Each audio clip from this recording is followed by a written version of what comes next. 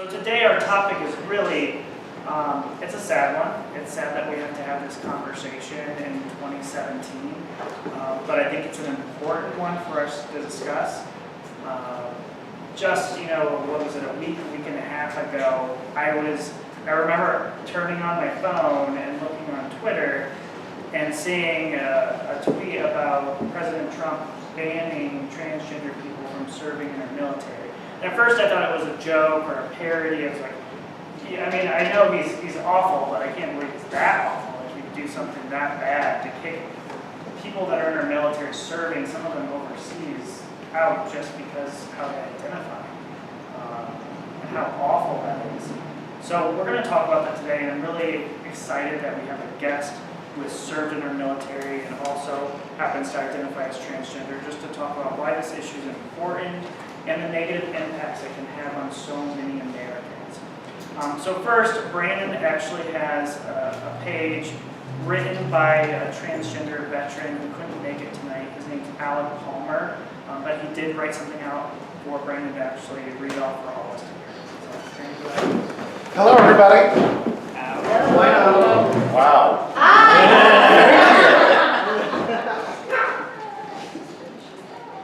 I was born Stephanie Ann Palmer on May 16th, 1986, during a period when it was shameful to come out as anything other than what society deemed as being normal. Society scrutinized the LGBT community, and the T was as most discriminated against, not the less even to mention. When I was 5 years old, I looked at myself in the mirror and realized the tiny pink dress and the little white patent leather shoes my mother had dressed me in were very uncomfortable. The name Stephanie was very unsettling to me and made me cringe when my friends and family members would call me by it, as though my name did not fit who I felt inside, like it was a punishment. Imagine being 5 years old and not understanding why you're forced to wear girls' clothing and being called a female name when every time you looked down, the outside of your body did not match who you were on the inside. I joined the military in 2009, becoming an active duty soldier for the United States Army. For the first time in my life, I felt like I was where I belonged. Every day I woke to put on the same boots, the same uniform as every other soldier, regardless of gender. The ACU, and I have no clue what that means. You don't either. ACU uniform knows no gender, and it only knows sizes. I ran at the front of the formation with a mixture of soldiers. There were no men, there were no women. It was one team, one fight. You don't fall into a formation with males on one side or women on the other. There's no black and white in a formation, just a soldier wearing a camo uniform. Every soldier shoots the same gun, carries the same weight on their back, and marches the same distance. In battle, you don't leave a fallen comrade. The military gives you the feeling that no matter what genitalia you have, as long as you have a pulse, you are a soldier.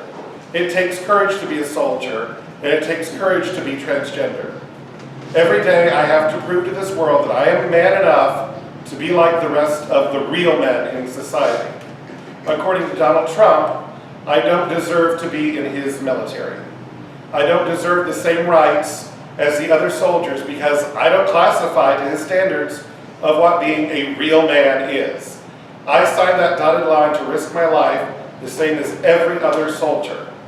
I deserve the right to fight for the freedom of this country and openly identify as being transgender. In 2015, I legally changed my name to Alec and my gender to male. It was my comrades in the military that encouraged me to grow up and become who I truly am. Woo! And for that, I'm forever grateful to know the soldiers that I stood next to every day. If it were not for them, I'm unsure of where I would be at this point in life. Everyone deserves to fight for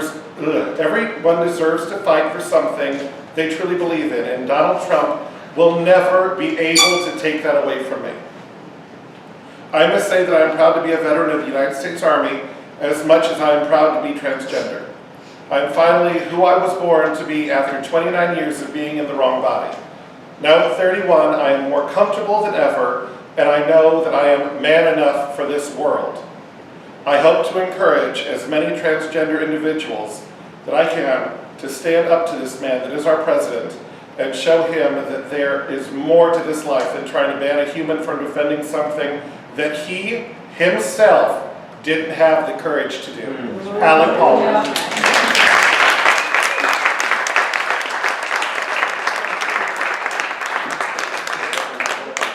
Thank you, Brandon, for reading that. The next guest we're going to invite drove all the way here from Indianapolis to speak to us today.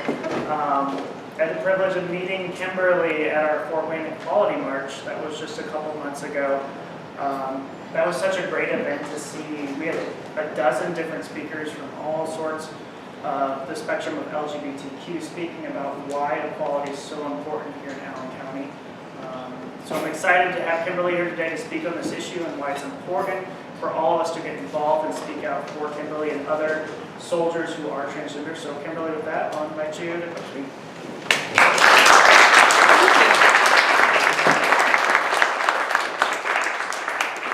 Thank you, everyone. Thank you for welcoming me, and me. And let's stand up and give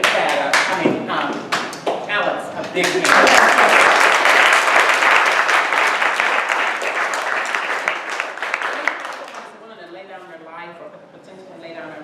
For this country, we need to be thanking them and not punishing them. My name is Kimberly Acoff. I was born in Selma, Alabama in 1966. Some of you probably think that's super old, and it is. Every day my body tells me so. Being transgender to me was like being in a prison. All my life, since I was able to come to awareness of my surroundings and what everything meant to me. I was locked away in this body that looked like everyone else's, but it was my prison. I would peer out and see nothing because I was nothing. Everyone told me, my family, teachers, police officers, pastors, told me that I wasn't worthy, that I was not being the person I was born to be. But I always had this little something in my mind that I used as a survival tool, and it was liar, liar, liar. I thought that all the time. I was reared not to say that to adults, so I didn't say it to anyone. But in my mind, when people tried to tell me who I was and try to identify me according to their beliefs, I would say liar, liar, liar. So I didn't get dealt a happy hand of cards from the outset, from birth, excuse me. But my parents were alcoholics. My dad was very abusive. So things was not looking pretty good for me. And on top of all of that, I had a learning disability. I was like, now Jesus, you got a weird sense of humor here. We got to do something. We got to figure out something. You got to help me out with this situation I'm in somewhere. I felt like everything was piling on. I had 2 siblings to care for, and I was a kid myself. By the time DCS came in, no, it wasn't DCS at that time, it was Family Social Services. Got involved, I was 7 years old. I had 2 siblings, a young brother and a sister, and we were being pulled apart. I thought I had failed. And then, after much time in foster care and just getting battered some more by people who were supposed to protect us, my aunt stepped in and said, I'll take the kids. So I went right to school, right down the street at Southside High School. And then I was sexually assaulted right down the street under the bridge. While I was on my way from a friend's home. I thought, now Jesus, now this is not the better that I was asking for. No one should have to endure this. But I could not speak because society had already ripped my tongue out very early on. So I wasn't an individual. I couldn't tell anyone about the tragedy that I had experienced. I had to live with that and I had to soak it in. And I thought, okay. By the time I failed 3 grades because when I was growing up, it wasn't anything, it's like you were either mentally retarded or you were lazy. So the teachers say, you're not mentally retarded, you're definitely lazy. Not knowing, not caring that I had a learning disability. So I failed 3 grades. And by the time I got to the 11th grade, they said, well, just quit. Because you are not going to be able to go to college. You're certainly not, you can get into a trade school, but that's very doubtful, you know. And it was right along with what my family was saying too. Even my adopted mom, who loved me dearly and I love her, she thought, well, you know, just do what's best, just quit. And I said, liar, that's not going to be me. So I didn't quit. I finished school. But the one thing that happened was a teacher believed me. A teacher saw me for the first time in the 9th grade, in Mr. Dupree. And for the first time someone saw me. And it was the first time that I could see outside of my prison. He had put windows in my soul. And I was able to see that perhaps I could be somebody. So, let's fast forward a number of years.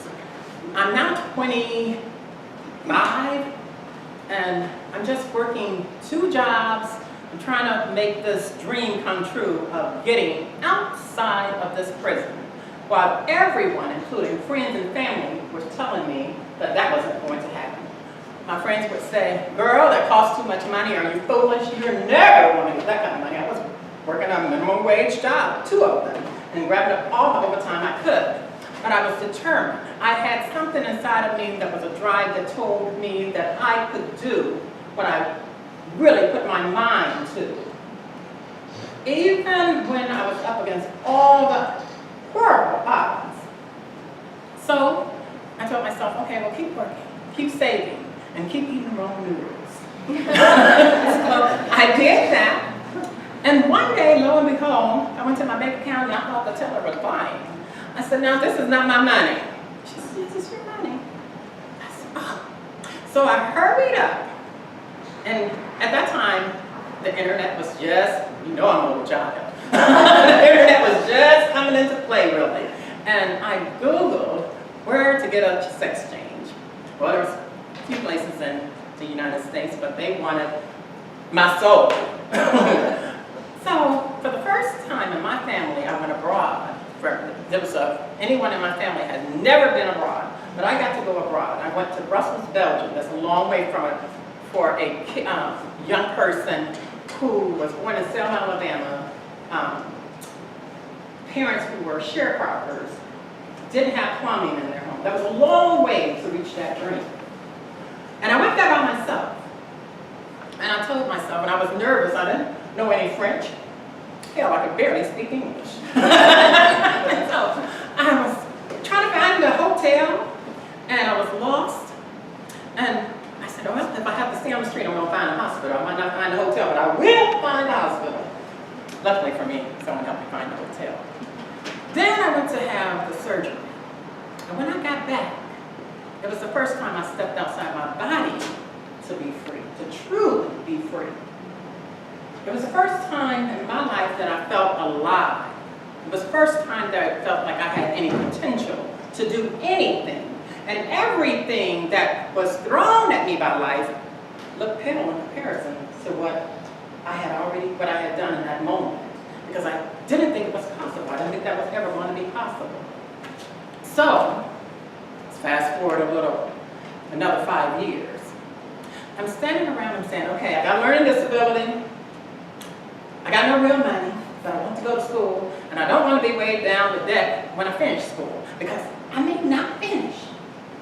Because, let's just face it took me how many years to get to high school? And that was because one teacher cared. And that took all the way up to 9th grade. So I started brainstorming one night, and I was laying in bed, and I said, okay, now how am I going to get this money? And then the commercial came on, be all you can be. Anybody remember that commercial? Show a hand. Be all you can be. They didn't say be all you can be unless you're transgender. They said be all you can be and join the army. And I said, oh, that's me. I can be something. I believe this now. And I went down, I grabbed my sister. I said, come on, we're going to go down to the army. And the recruiter, we're going to sign up for the army. She She said, now, I'm with you on everything, but I am not signing up for the Army.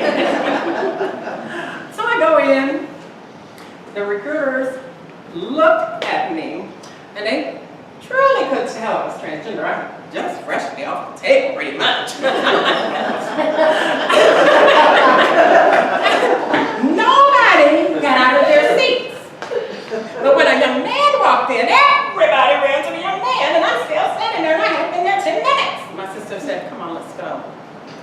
I had never felt so rejected. It paled in comparison to everything that I had already been through. And I said, okay, now we're going to have to get this together, because honey, you know how to paint. And does everybody know what paint means? Put on makeup, apply makeup. So I went out and got myself a real good wig, some good makeup, some heels, and I went back in about 6 months later, and I said, I'm here to sign up, and everybody jumped up. Okay, I got you. I said, okay, and I signed. And 6 months from that day, I was shipped. Nobody asked me if I was transgender. I really didn't know if I really could serve, but I said, as long as no one tell me that I can't, I won't be the one to tell myself that I can't. So I went to boot camp. I went to AIT, Advanced Individual Training. And what I learned is that everything I had been through did not prepare me for what I was going through. The Army strips you down and removes self. So they were just removing what I had just went and bought, pretty much. I had came to be this woman. I had longed to be this woman, and they were telling me gender doesn't matter. All you need to be is able to carry that backpack and make it happen and move real fast and run a whole bunch at Fort Jackson. And I ran a whole bunch. And I was 32 when I joined. And I was keeping up with the soldiers that was 21. Out running them, out singing them, and out carrying backpacks. Because I wanted it so bad. I wanted to serve this country. I wanted the opportunity. And let's just face it, most people that go to the Army are not rich, or Donald Trump would have went, and his children would have went. But rich people don't go to the Army, because they don't really have a real need to go to the Army. I don't want to say that all rich people don't go to the Army, so don't go out looking at nobody checkbook saying, okay, let me see your checkbook, you see if you're rich or not. No, but really, a lot of the soldiers that were there were facing hard times like I was facing. And so I got the opportunity to make some extra money, and I got the opportunity to earn this college scholarship, or funding as they call it. So after I got the money, I said, now what? Now I gotta go sign up for school. So I went to Ivy Tech, and once again, I take my baby sister with me. I said, we got to sign up for a class. She said, I already earned a bachelor's. So I'm at Ivy Tech, and I said, oh, well, I'll sign up for a class. Which class do you think I should have? All of them, she said. I said, oh. She said, that's what you're supposed to do. So I had this full load, and I had this piece of paper, and I'm walking out of the building with this full load. Didn't feel strange to me because I was used to having a feeling of being weighted down. I was used to having a feeling of going to fail. But something was a little bit different this time. And I said, lie here, lie. Because I've done what most people said was impossible. I've done what I've been fighting for my whole entire life. I am now Kimberly Acoff. I'm not Ernest James Acoff no more. You guys, I hardly ever say that name, so you're lucky. I said, I'm not him anymore. I am this powerful black woman who is going to make this happen. But I said, well, I got to do a few things before that happens. So I went back to the register. I said, well, take this down to 2 classes. And she said, sure. She took it down to 2 classes. So I told myself, I said, you have a learning disability only because of environment, only because of what you've endured.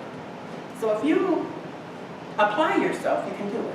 Long story short, I graduated with a 3.99.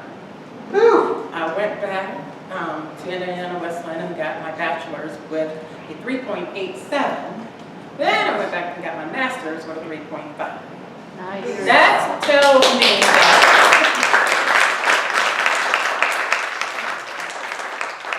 what that tells me is that it doesn't matter how somebody tries to identify you, as long as you know who you are. And sometimes you got to be a little rebellious. You don't have to speak it, but you got to think it. You got to say liar, liar, liar. You can't determine my truth. I will determine this truth because it's my gift, my life. You won't get to choose it for me. Every time I opened up my journal, even today, I do this thing called morning pages. Anybody heard of morning pages by Julie Cameron? Very good way to keep your thoughts to you. Because sometimes if you share your thoughts, if the people you trust, a person that you are trusting, share their thoughts with someone else, and you can't really blame them because it was so hot for you and heavy for you. So you gave it to them, and it was hot for them and heavy for them, and they gave it to somebody else. So what I do is put it in the morning pages. And this is the first time I really talked about who I am and what I've been through. But this is so crucial, it's a crucial moment that I do because I don't want some young transgender male or female to have to go through what I went through by our country being willing to discriminate against the least of them. Our forefathers believed in a dream for not just you or that group, but for everyone in this room. As a country, a young country, we struggled and we kind of based it on skin. But eventually, somebody spoke up. Guess what you got to do? Guess what you're charged to do, each and every one of you? To speak up. You don't hear me though. You look to your right and you look to your left and say, speak up! You're not doing it, children. Speak up! That's what we got to do. We got to say, when wrong is wrong, we got to say it's wrong. We can't let our country move backward because a president or a political party or a group of individuals say that this is what we should do and these people don't matter. Everyone matters.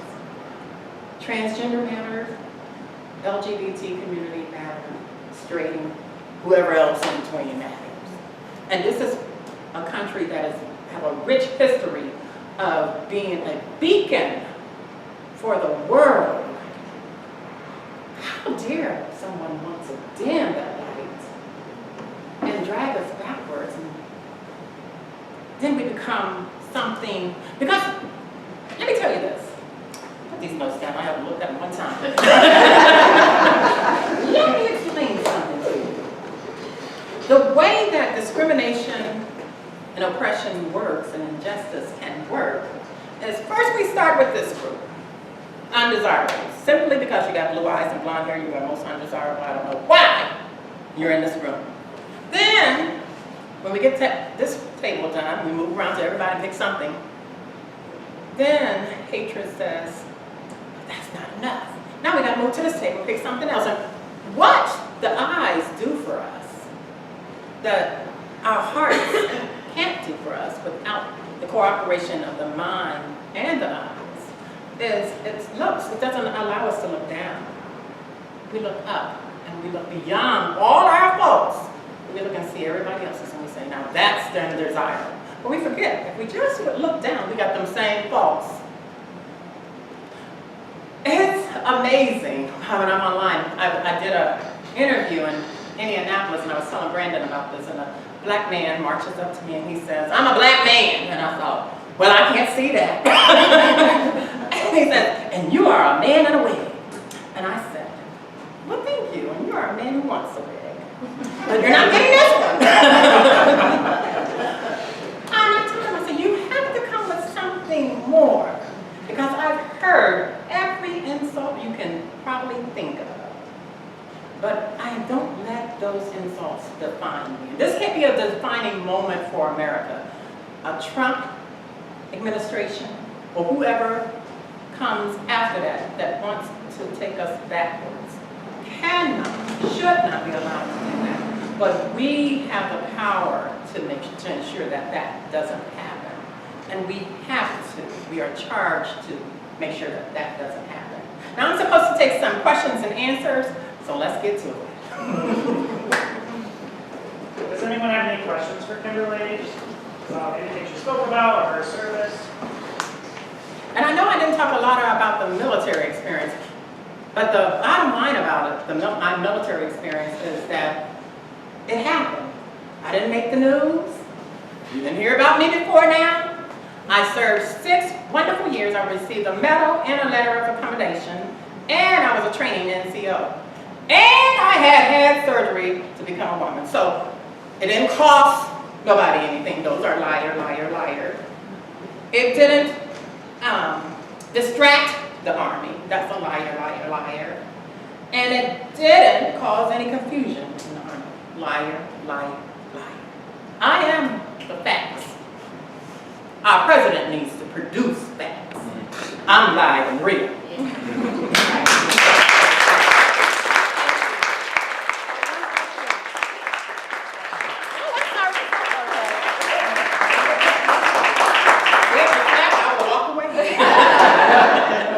Just one question, because one thing I've been hearing this whole time about people who say that, well, transgender could still serve, they just don't have to tell anybody, and then they start citing the don't ask, don't tell. How do you feel about that? Because I personally think that's a step back. I served under don't ask, don't tell, and it is a step back. It's a step out of identity. I don't know, you guys are way too young. See, I'm just way too old. None of you guys probably saw the Imitation of Life movie. Yeah, okay, we got a few people who've seen it. That's what it is like. And for the young people, I'm gonna catch up real fast. It's a black lady who's real light, and she played that she was white. And then to get through society and get every benefit that Caucasians were benefiting from in the 60s, early 50s, late 50s, excuse me. That's what it felt like for me. It felt like I was not being true to who I am, or who I was at that time, and I'm still am today. But it didn't feel like I was being truthful. Did I need to hold a sign up and say, all right, everybody, I'm transgender? No. I only started being an advocate about, what, Brandon, 3 or 4 years ago?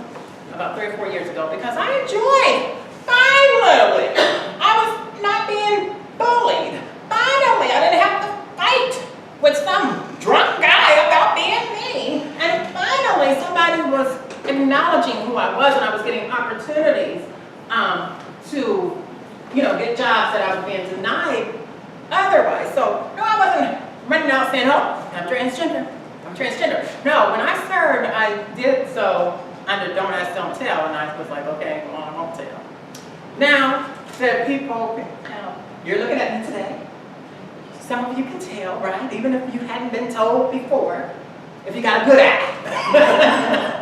So, of course, people question, and when they question, I tell them, yes, I'm transgender. But I don't think, in this day and age, that should be the case. I don't think we should be serving on the don't ask, don't tell. I don't think we have to wear a t-shirt that says that. I think we just got to be opportunity. We have to be given an opportunity to do our job and be respected for who we are. I mean, would you ask a black person to wear long sleeves and some, I don't know, some white powder in their face so you don't see that they're black? Would you ask a white person to do the same, or a Mexican, some Hispanic person to do the same? No, you would not. And we should not be doing that now with transgender. We have come so far, and I don't know why we're having this conversation. Well, I do, Donald Trump. Thank you, people. So that's why we're having this conversation. But hopefully, if you all lift your voices, we all lift our voices, the next elections that come around, we're going to take back our country. We're going to allow people to be people, not based on who we say they are, but who they say they are. I mean, if you say you're I'm gonna stop picking on you. If you say you're a giraffe, I'm gonna say, oh man, a little bit little, but okay. Any other questions? Now, I've known you for a while, a couple days, but shut up, you don't know my life. But what would you say is the biggest obstacle as a transgender woman in the Army? What was your biggest obstacle? The mentality that transgenders can't serve. That was the biggest obstacle because I had to hide in the shadows to serve. And that's why this is so important, and I feel like that's why I have to speak out. Because we can't allow young men and women to go through that kind of situation. That's not how we should be. That's not what we should be doing in America. Yes, sir. Okay, I served in the military as well, and this may be a slightly off topic. I have no problem with transgenders serving. Thank you. I have no problem with female serving. With you being a transgender and a female in the military, did you find it more as a transgender or the female? Because I've experienced this with other vets that I've talked to, saying that females shouldn't serve or transgenders shouldn't. I just had this conversation a couple of weeks ago, and I just had to walk away from it. Mm-hmm. And that, and I just want to know what which was harder, being a female or transgender. Because there wasn't really, when I served, there wasn't an opportunity for a transgender to serve. I was always being seen as a female. It wasn't hard though. The expectation is always the same. No one lowers the expectation because you're a female. And I imagine they haven't lowered any expectations for the transgender individuals who are serving in the military now. They don't lower the standard. The standard is the standard. That's the great thing about the military. You have to live up to the standard. And what I experienced was that females lived up to the expectation, and so did this transgender. So the next time someone brings you that argument, you can tell them there are females who have did valiantly on the battlefield. Would you strip that away from them? Some of our highest officers in the Army and now even the Marines and the Air Force are women. And thank you for that. This is another thing. Do you think that the LGBT community, and I did say T, just started serving in the military since Trump got in? I'm telling you, I served, and there was many before me, and there'll be many after me. So that's not a valid argument. That is an argument that is laced with prejudice and discrimination, and those sort of things are not the American way. Does that kind of help? Right. Well, I always figured if whoever it is, if they're in the foxhole beside me, You want somebody shooting down line, huh? well, yeah, exactly. If they can do the job, I want them there. Right. I don't care who they are. And they wouldn't be in that foxhole with you if they couldn't do the job. Exactly. And when the enemy is firing at you and you're being suppressed, you don't give a damn if it's black, white, one eye, transgender. You just want somebody setting some bullets down line so that your tail can make it home to your family. That's what I would want, and I guarantee you that's all what you all would want, and that's what the soldiers want. And we're trained up the same way. Everybody receives, like Alex said, everyone receives the same training. So we're trained up the same way, and if you can't do the job, you're not going to stay there. You're going to be asked to leave. Sure. Did you, even though you were in the military during a time when they didn't... Okay, now speak up so that everybody can get a question. Okay, even though you were in during a time that you weren't allowed to talk about or anything, were there still people in the military you could confide in with that information? Now, I'm from the old school that if I can't keep it, I shouldn't expect you to keep it, so I didn't share it. I would write in my journal and pray that nobody found it, and I would write code letters to my sister, my young sister, and cry to her and be like, oh, this is really hard. And it wasn't really expected, and that sort of thing, but no, I never shared it. But in the end, when we got ready to go to Iraq, they do these security checks. So You know, if you've been in the Army, they always do a security check when you get ready to go overseas. They did a security check and they found out who I really was, so to speak, on paper, because I am me. I'm Kimberly Acoff. Hello. Nice to meet you. So they came to me and they said, we're not going to talk about what you did. We're going to simply say, don't re-enlist. And that was good enough for me. I said, everything stay intact, so I don't have to talk about it. And they said, yes. I said, okay. 'Cause I did my 6 years. I was done. So I took it off that way. Anyone else? Yes, ma'am. You mentioned that in the military they stripped you down of identity. Did you find that as a relief or a frustration because you've done spent It years? was totally a relief because they didn't just strip me down, they stripped everyone down. Everyone was shedding the same tears. Everyone had the same conversation when we got back to the barracks, and it didn't surround gender at all. It was just, who am I now? Why can't I put on my civilian clothes, our civvies as we would call them? And why can't I have a candy bar? That's what they say. So, yes, sir. I have many family members that are in the military, 2 brothers currently. Did you have any direct conflicts in your unit? You've mentioned many times that gender wasn't an issue, but any direct conflicts concerning who you were, who you identified as, specifically in a female unit inside the National Guard? Like Alex said, when you fall into formation, you don't fall in, they don't say, females on this side and males on this side, they say fall in.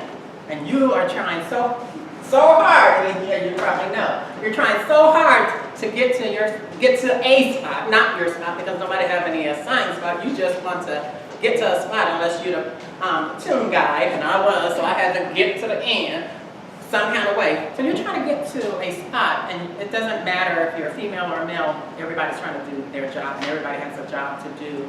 And I would venture to say that's pretty much the same way it is today. That's how I was training soldiers when in my career.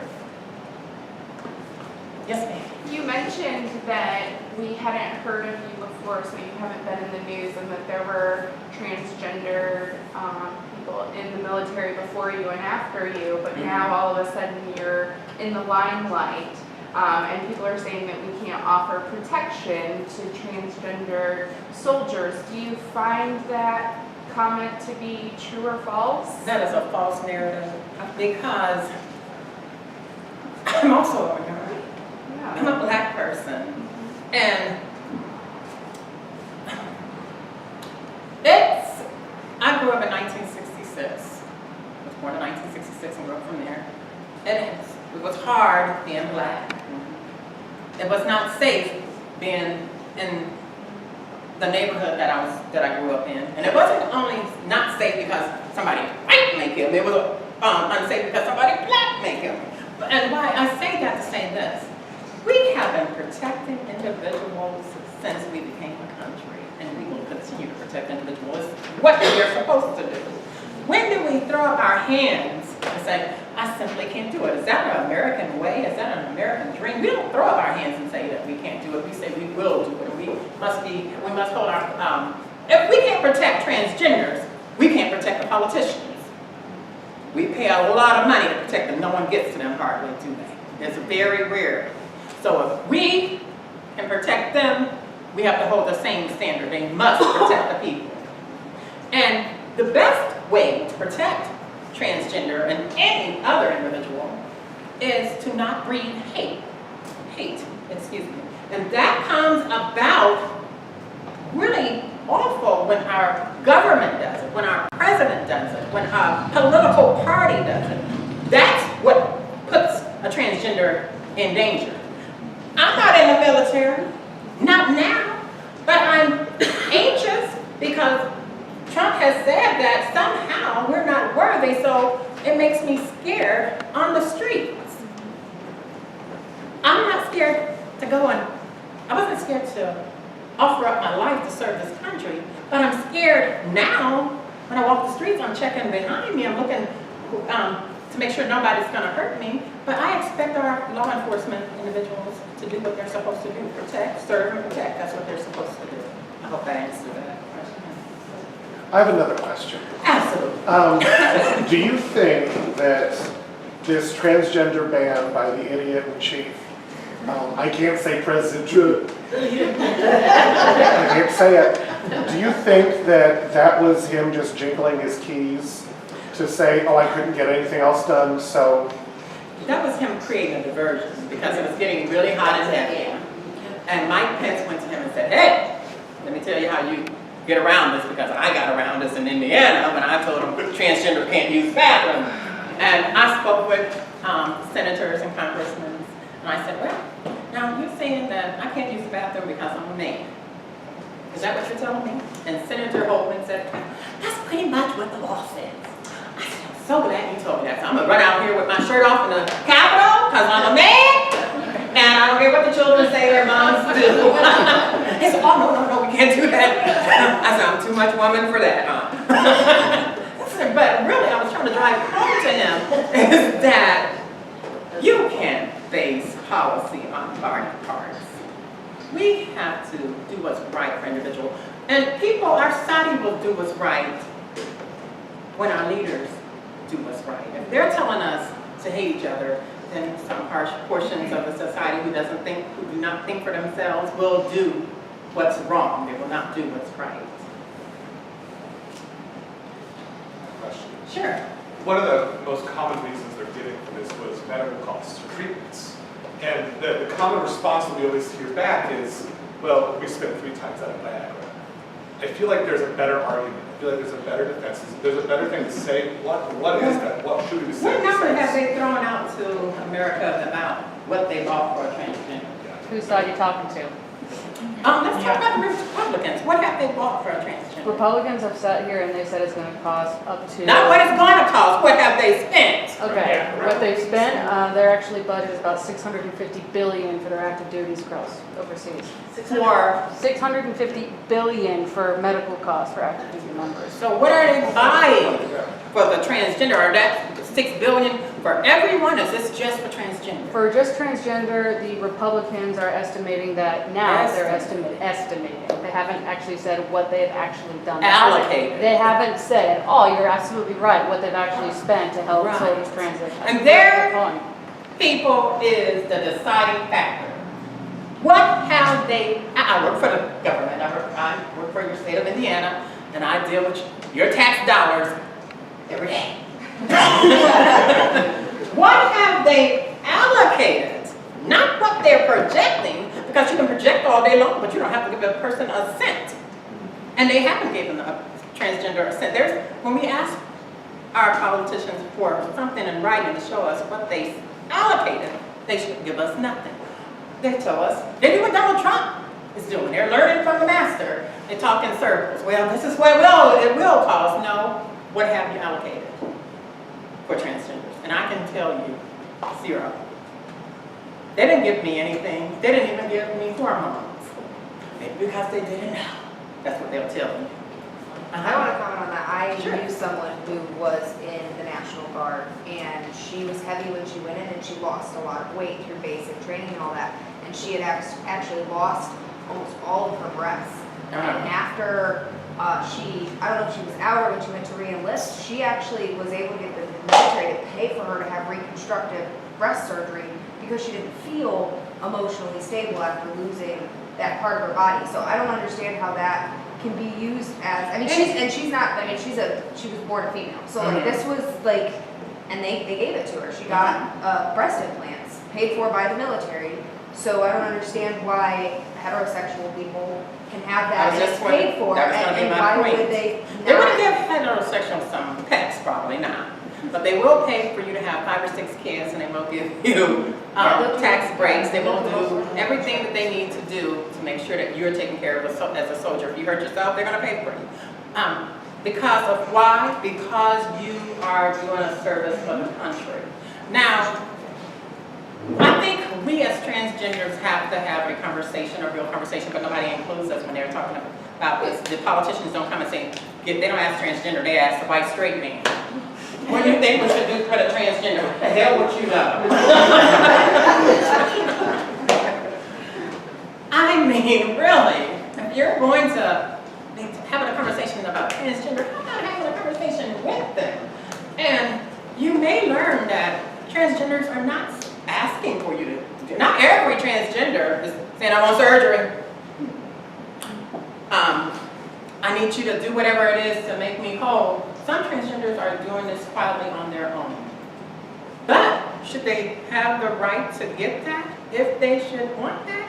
They should. Because if you are working a job, you want the same medical rights as the next person sitting in the desk across from you. Do you not? If you're doing the same work, equal pay, equal rights, same thing for a soldier. We shouldn't do it. We shouldn't expect any less. And if you are expecting less, you're dead wrong. Simply, plain and true. And people will say, well, that's my tax dollars. You think transgenders not paying tax dollars? When I go past the daycare when I was in the Army, I didn't say, oh, I don't have any children in there. I don't think they should be spending my money that way. No, that is what we do as Americans. We take care of each other.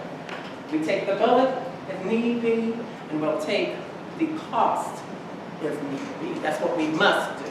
We cannot start separating out, dividing, classing, and saying, okay, you can have this medical cost, and you can't. That's not the way it should be done. That's what someone to say. Just one last question. So an argument that I've heard is that, well, if transgender people are in the military and then they do want a surgery, well, that's not only as expensive, but it would take away them out of their position and put more of a burden on the other unit. So my question is can you just, whenever you feel like, decide that you're going to go have a surgery whenever you feel like, or is it more of a, you have to have permission, you have to be clear, there's all of this, you have to be able, I mean, is that how it works? You said everything I would say. You just can't say, oh, I'm out of here, I'm going to go even get my teeth.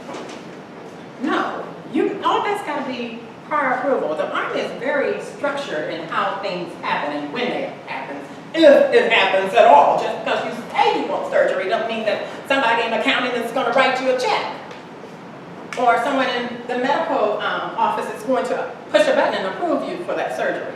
And by the way, if you were talking to a transgender on the committee, President Trump, you would know that everyone that walks into the medical and the doctor's office and says, I want surgery, they're not giving it to you because you're asking. There's a process, and it's a very lengthy process because why? A life depends on it. You get it wrong, you create something I lived with all my life. Self-hatred and suicide. And that's why I'm here today with you, to prevent individuals from self-hatred and thoughts of suicide. That's the real cost to America. Yes, sir. Just a takeaway that I guess I'm hearing, there seems to be nothing in our code of conduct in the military that encourages any kind of discrimination. And it's sad to see our top officials saying, well, now it's okay, because that's what's going to happen. Exactly. You're absolutely right. And I guess a follow-up to that is, how much do you think this is in response to the Chelsea Manning situation? I don't know. Who remembers Chelsea Manning? Okay, I know. I'm just saying, no straight person is really thinking about a Kimberly Acoff, a Chelsea Manning. They're doing whatever it is that they have to do to get their kids to school, they have to get their, no. Chelsea Manning is not the product of Donald Trump being a dumb butt. No, I agree with that. We elected, not we, they elected, and I hate to say they because we should not, we use these terms. And I have to kind of scale back sometimes because I get so angry with Donald Trump. Because all I know is this. There hasn't been a president that has been so disgraceful and so distasteful in all the years I've been knowledgeable about our presidents. And this is going to be an ugly part of our history, and I don't know how we'll ever live it down. But no, Chelsea didn't do it, Kimberly didn't do it, and no other transgender did make Donald Trump think what he's thinking. Prejudice, discrimination, and a will to create a diversion because his son was on the hot seat for talking to Russia, and they needed to throw a hot topic out there, and who better to throw out there than a transgender? That'll get them talking, and that'll get them stopping. about thinking about what they were gonna do, but American people have been so far too smart to fall for that. Thank goodness, it worked for Pence, but it's not working for Donald. Any other questions? Any other questions? Thank you. Thank you.